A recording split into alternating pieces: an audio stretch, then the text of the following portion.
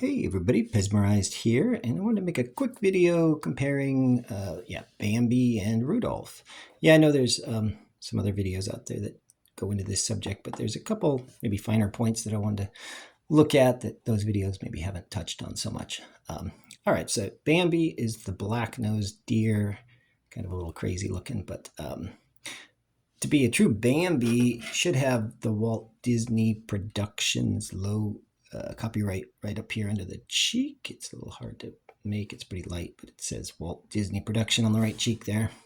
There are other reindeers with black noses that don't have the copyright on them, and maybe they're not really Bambi. Maybe they're supposed to be one of the reindeer that, it's pals with Rudolph. So Rudolph's always going to have the red nose and never going to have the copyright because that's not a Walt Disney character. And so on its cheek, it's just going to be blank there. Yeah.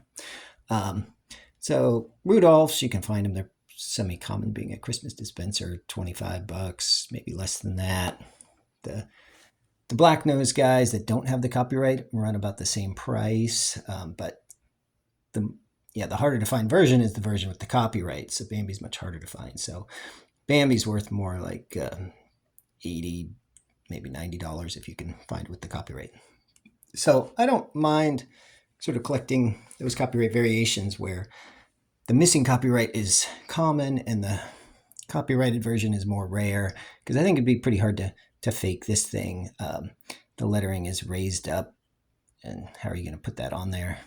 But there are some dispensers where it goes the other way, where the common version is going to be the copyright version and the rare version is going to be the missing copyright. And I kind of stay away from those myself because if you're trying to buy things online, how well are you going to be able to tell from a blurry photo if somebody's sort of polished away the copyright? Maybe in person, if you can feel it or catch it in the right light, you could tell, but that might be something really hard to tell.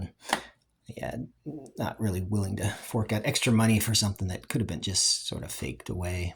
And then the other thing I wanted to point out was on the ears of these guys. So these ears would be manufactured on a big parts tree, and there'd be like 20 or 30 ears, and you often see damage at the bottom of these ears where there's little missing chunks, and I think that just happens because the assembly workers, they rip them off these plastic trees, and if they're not careful, they're just tearing them off and they sort of get torn away.